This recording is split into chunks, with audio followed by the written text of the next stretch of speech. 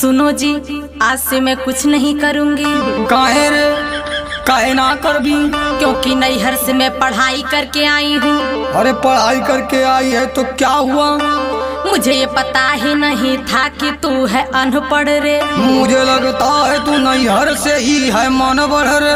मैंने जी जान से मैके में बस पढ़ाई की।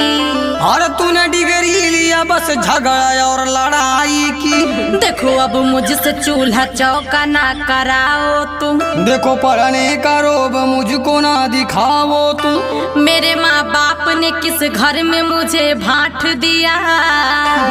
मेरा घर तूने 2 हिस्सों में आके बांट दिया। तुम्हें इस बात का प्रमाण दिखाना होगा।